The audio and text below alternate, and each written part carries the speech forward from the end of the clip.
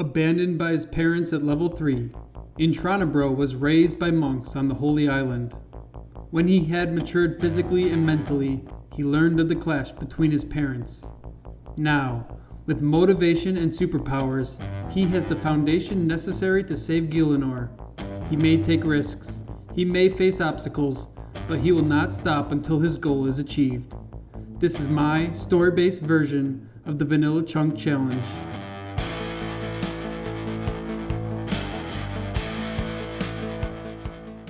Last time on Entrana Bro, we completed the Port Sarim chunk and rolled South Falador Farm. Before working on the new tasks, we met Cedrador and Aubrey in pursuit of my mother. We learned that she may be in Humblethorn, which requires rune essence for me to access, but I don't have a pickaxe yet.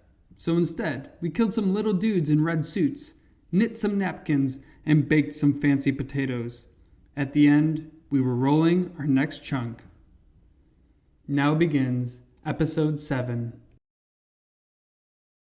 Oh boy.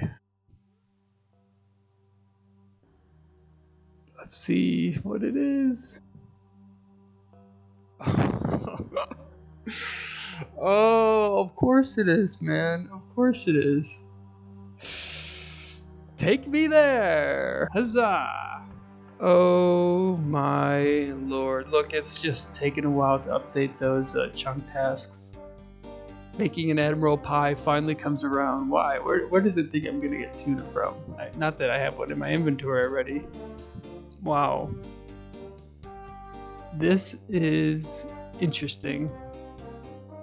Like I said, it's what I wanted, but it's also what I was afraid of. Alrighty, here we go into our new chunk. Excuse me, sir. And you know what? The first thing I want to do is go in my bank and get rid of that nasty 25 GP that Tutorial Island gave me. Wow. Such a skinny path over here. Oh, can I do this without you knowing? Does it tell you? Oh yeah, it doesn't tell you. Ooh, okay, cool. Let me get rid of this.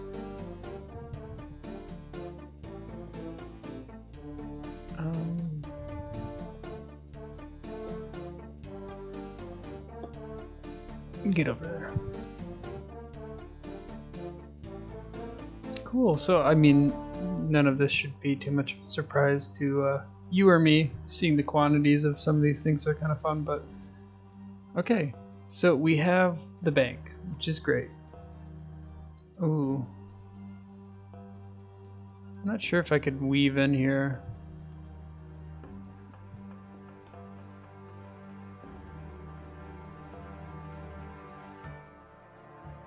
Okay, that's funny. Like, it literally...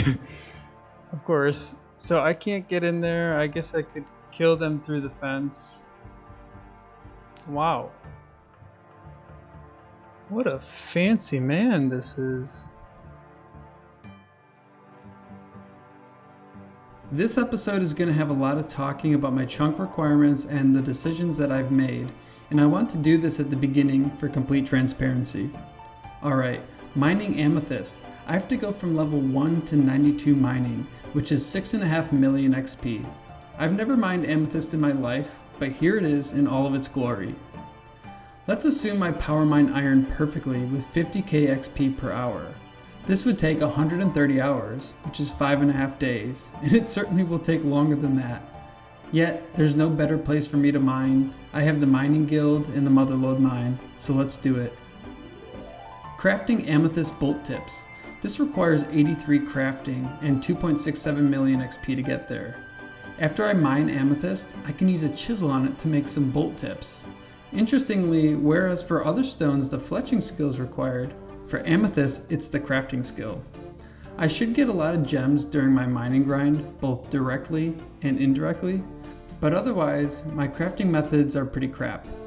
I will be backlogging this crafting requirement. Depending on where my crafting level is after 92 mining, maybe I'll change my mind, but until then, I'm aiming for 55 crafting, which is 167k XP, to cut dragonstones, and this will blend into the story for the series. We'll talk about where the dragonstone comes from later.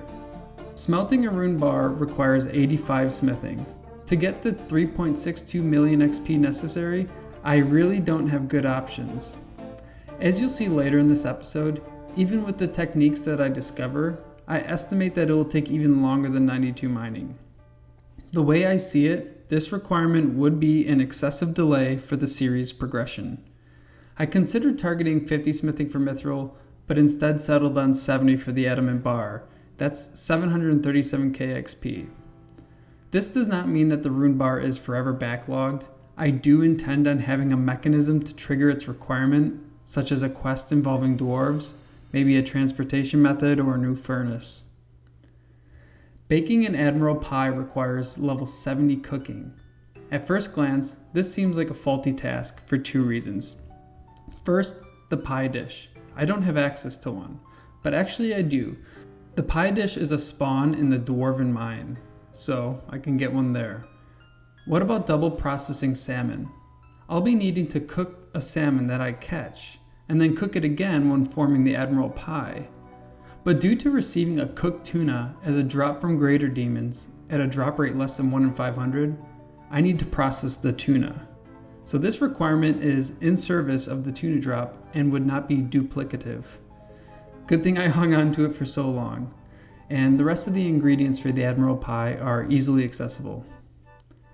Casting Wind Wave requires level 62 magic, and this is a requirement because the blood rune is a drop from guards at a rate less than 1 in 500. I'll likely be training magic on guards, though I wish I had a staff. My only access to a staff is through clue scrolls. Cutting a yew tree requires level 60 wood cutting. Depending on our patience with smithing, we'll be using some tier level axe to woodcut. And we'll be burning a yew log, which requires a tinderbox. Wielding a rune weapon, I already have 40 attack, and the weapon that I'll be wielding is the rune pickaxe.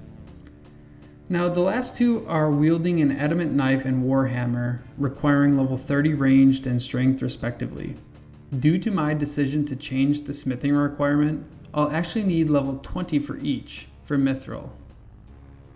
Okay, this slide has some red and green numbers that are based on the percent of total XP that I would have required, and the resulting integer is how my modifications affected the chunk requirements. So you'll see that most of these are green, meaning I'll do 100% of what was originally intended, but for the Dragonstone, this is 6.2% of my requirement, the adamant bar is 20%, and the mithril knife and warhammer are 33%. And again, I present to you these numbers just for complete transparency. And so here's my final list of requirements for the East Falador chunk. We've already went over the main chunk tasks, but we also have drop tables or kills. We have the dwarf gang member, the guard, the gardener, which will have the range, and then we have a scorpion and king scorpion. For best in slot, based on our smithing requirement, full mithril armor is going to be our best defensive gear. And these excellent graphic gloves are the expert mining gloves, which I can get in the mining guild. And then that last bit there is a helmet, the prospector helmet, but it represents full prospector. And so you'll notice that these last two don't actually provide stats, but they're best in slot for skilling, which is a requirement that I've decided to set for myself as well, or to add. And then there's the diary requirement. I need to wear full prospector in the mining guild, and then I need to fix a strut in the motherlode mine. As always, I do have personal goals. I want to get prepped for the wilderness. I don't totally know what that means yet, but I know at least I want some anchovy pizzas so I can eat. And then I still want a completed clue scroll. And as always, you know, I'm trying to find and defeat Mama. For the first week in the East Falador chunk, I had no clue what to focus on. I was quite scatterbrained. For example, in the first 15 minutes of being here, I kept forgetting what gear I wanted to take out of my bank. But then I went and I grabbed a pickaxe. The city had me in awe. What a beautiful city. Holy shit, is the party room that big? I decided to go down to the mines to get some tin ore, thinking that I could superheat a bronze bar and then hammer it out into a bronze axe. But I didn't have 43 magic yet. As they say, those who wander are not lost. I then found the dwarf's general store, which sucked, but I did get a chisel. Anyways, I then bought a pickaxe and picked up the pie dish. Then I realized, after checking the wiki, dwarves have a 1 in 18 drop for the bronze bar, so I'll just kill them instead of training my magic for superheat.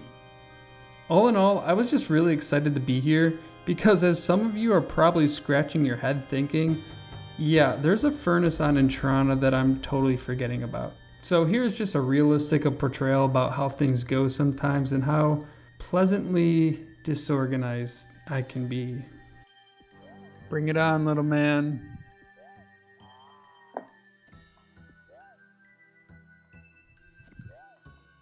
I've punched people my whole life. Don't have to stop now. Let's take a moment to review the dwarf's drop table. There's a somewhat rare iron battle axe, but check out these nature runes. 1 in 32, 2 of them at a time. That's pretty good.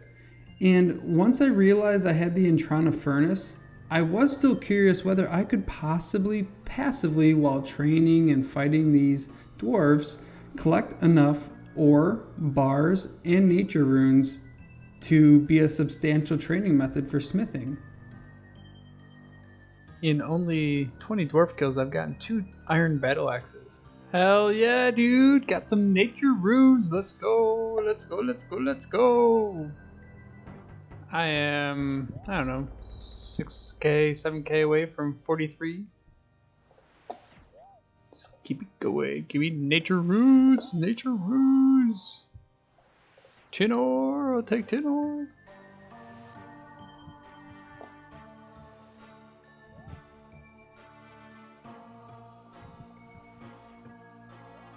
Wow, look at those moves I got. Safe spot.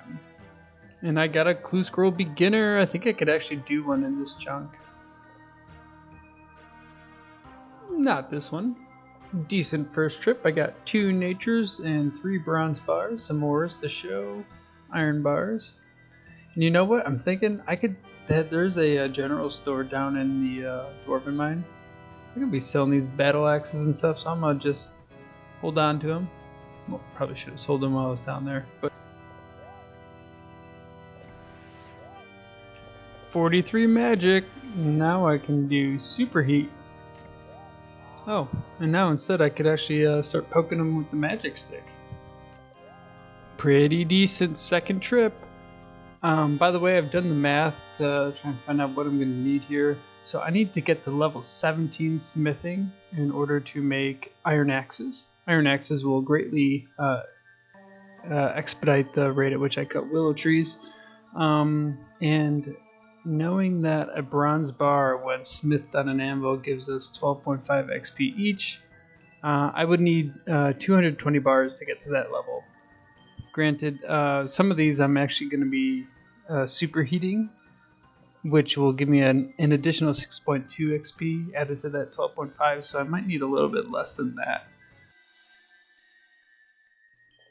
Alright, so I just got that 30 coin drop, which is the last drop on the dwarf's drop table. So I've completed the dwarf drop table, and I've just realized to myself, no, I don't need to be getting 220 bronze bars, because I do have a furnace. It's on Entrana, the place that I spent 5 days, 5 days. So I can just be running tin and copper back over there. I don't have to be scrounging for nature runes or bronze bars from dwarves. I'm okay. So let's get to at least our initial mining. We're not doing the whole mining grind yet, but just a little bit.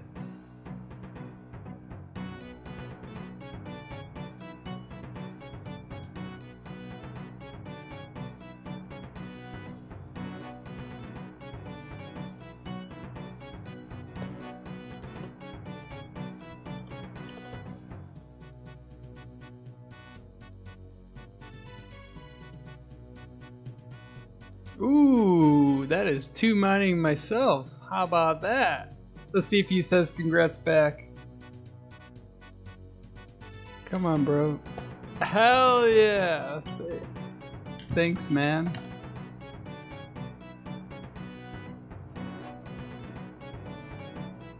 10 mining. Let's go. Oh, it's a fish. Nice. Switching over to copper. Are you ready for heart racing action? In today's contest, we have Racer 1, Entrana Bro, known for his ability to run, mine, and smith, and his inability to get seasick. Racer 2, Entrana Bro, known for his stabbity stab, and his big forearms. Who will get more smithing experience? Racer 1, ready? Go! Entrana starts with a sprint along the northern path. Heading into the mines, dodges the scorpions for 10. Off to a slow start, and suddenly has a full inventory. How does he do it? He's heading to the bank to drop it off. He's coming back and says, I want more! He does it again! A full inventory! Accomplishing 500 total level as well. And he's headed back to the bank. A nice deposit. A perfect 13. A double perfect 13. And he's off. Wait, what's wrong? He still has a weapon on. Those monks don't like that. He's panicking.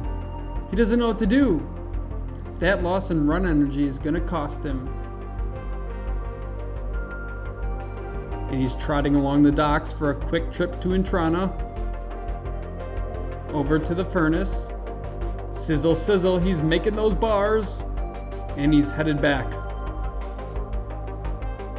Ooh, a smart move with that deposit box. Keeps the tuna. Never gonna give you up. And a second inventory. He's back at the bank, pulls his bars, and he heads to his last stop. He's at the anvil. Look at him hammer away. He's getting levels. And that's it. Go to the finish line. Racer 2, ready? Go! And he's potting up. Using his dagger, he's running around. He's a madman. Slicing through them like butter. Picking up his drops. It's coming to the final seconds. He gets a kill. He runs to the anvil, and he's gonna hammer it out. Will he make it in time? Time's up. Here are your final results. Entrana Bro earned 486 XP in 20 minutes. Estimating 1.5k XP per hour using the mining and smithing method to Entrana. Entrana Bro only got 339 XP per hour, and if we're nice, maybe 440. Killing the dwarves is not a good method. And as you'll see in the next couple clips, once I got Motherlode Mine, it was quite clear that fixing the struts was the way to get smithing levels. Trial and error is how we find out how to do things.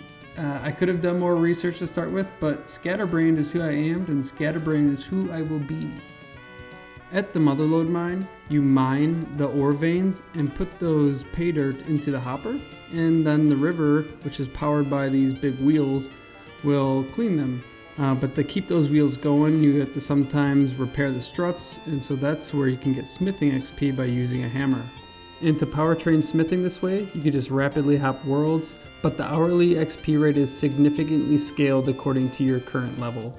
Which at this point I believe I was getting like 2.5k XP an hour, which is slightly better than running to Entrana. Well, I gotta get creative, so we're going for Stardust.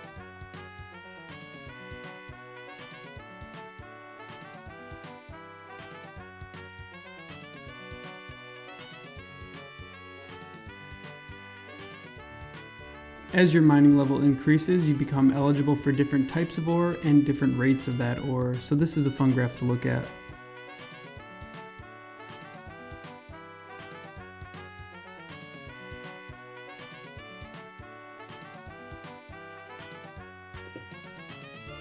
Nice, iron throwing knives, and I'm now getting like 9k XP per hour. Alright, it is time for an exciting development.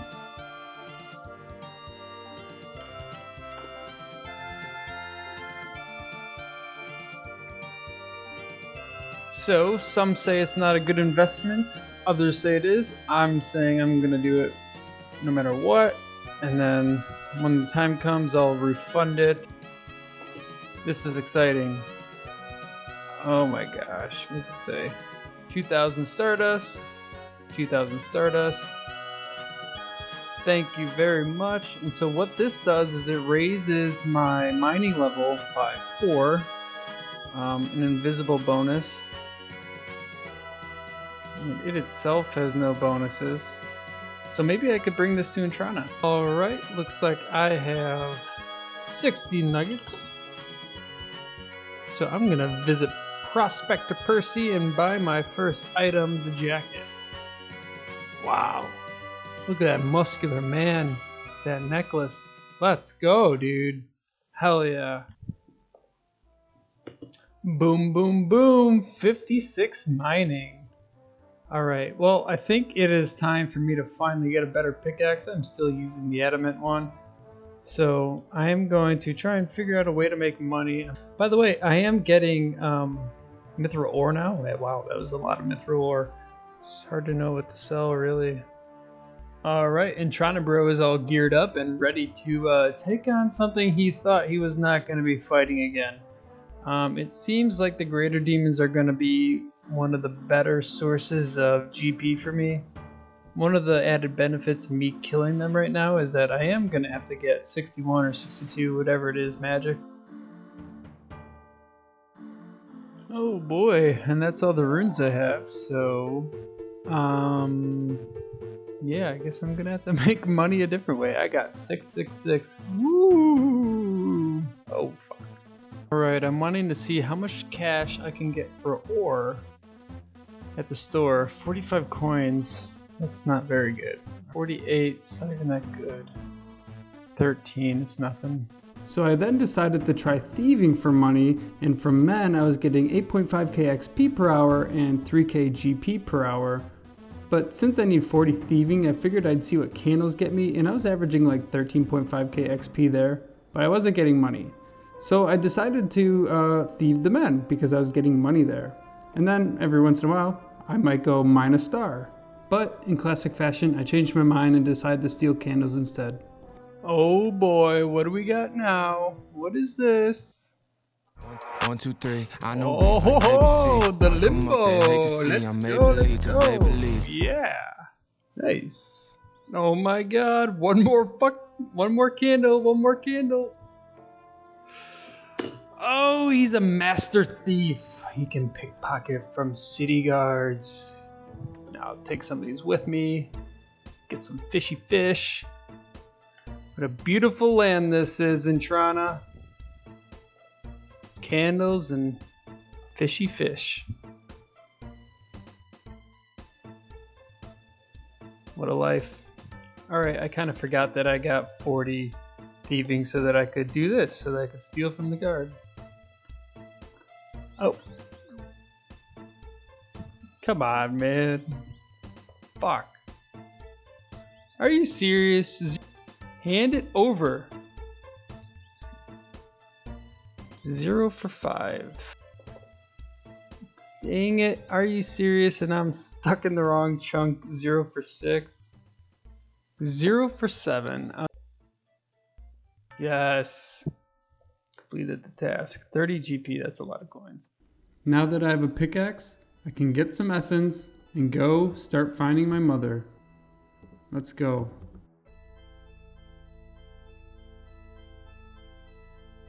Aubrey, Cedrador said I needed essence to access Humblethorn.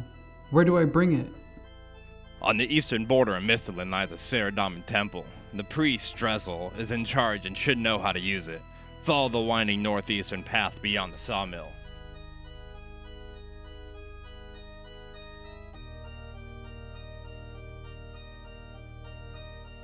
Knock knock. Hello? Is anyone there? This temple now belongs to Hanara Torment. No visitors allowed. Leave at once. Oh boy. Okay, well, maybe there's another way around.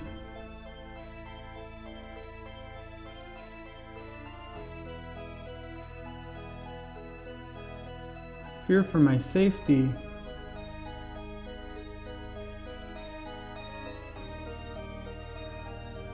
Maybe down here?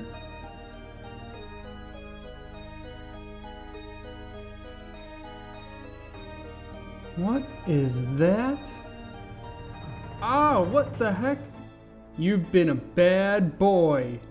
Sit, sit, lay down, lay down. Bad boy, bad boy. Alright, well, that was quite unexpected. Shoot, whatever, maybe I could just jiggle the handle. Whoa, there we go. And we're in. Monks of Zamorak.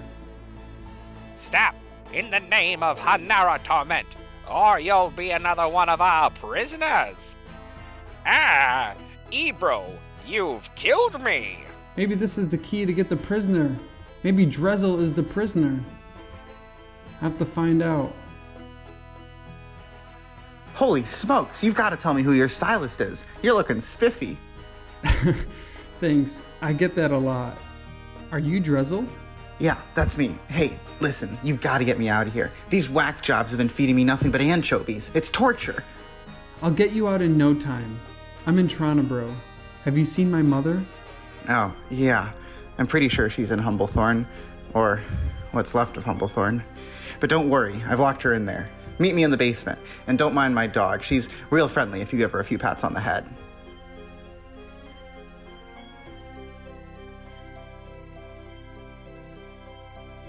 I can't believe they killed my dog! Terrible people. Ugh, well, this is the holy barrier. See? Problem solved. Your mother hasn't been a threat for a long time. I'll make sure of that. Let me through. I've brought the essence. One essence? We're gonna need a lot more than that. And you can't just walk on in there. There's ghast, vampires, there's snails in that swamp. You'll need a special tool, a sickle. Unfortunately, there's only one person I know who can expertly craft one. It's my brother, Fred. I know Fred. He's a great dude. Do you know him? It's been a while since we've spoken. Do you know how his little romance going? Has he proposed yet? Excuse me? Yeah, to some guy named Frank. He has a big beer belly, about yay big. Well, I'll let you know after I get that sickle and the essence. You made it. This is the end of the episode. Before we recap our progress, I have a few announcements. First, please help me in thanking these wonderful community members for helping with this episode's dialogue. We had Perky return for Aubrey. Whiterino played the voice of the Monk of Zamorak. I'm sorry you were already killed off, bud. And Penelope expertly played the voice of Drezel. Thank you all so much. I currently have volunteers for the next couple episodes, but if you want to submit to me your interest, send me a message on Discord. Speaking of, the Discord server is now up. I'll be posting a link in the description. I'm still learning how it works, so bear with me and give me your recommendations on how to optimize it. Third announcement, as you may have seen on my YouTube community page, I now plan to be uploading new episodes every 10 days, alternating Sundays and Wednesdays, instead of every 7 days. This is due both to work and grinds that I have. Especially now that I'll be uploading less frequently, you're in need of some more content to watch. I'm happy to recommend watching Mr. Crad Bhambers and his account, ChunkLyfe. He's from Varrock and just pumped out his 3rd episode. He's got cool grinds and challenging RNG to work with. Alright, so what did we do this episode? We entered the East Falador chunk and we're quite disorganized, but we're now starting to gain a foundation. We got 40 thieving to pickpocket a guard, which also turned out to be a diary requirement. We slayed dwarves sufficiently to complete their drop table, and in the end, we tried passing the holy barrier only to learn that more is required, and an unbeknownst romance lives on the shores of Entrana. Next episode, we'll continue getting our bearings in this daunting chunk. Until then, thank you all so much for tuning in. and have a wonderful day.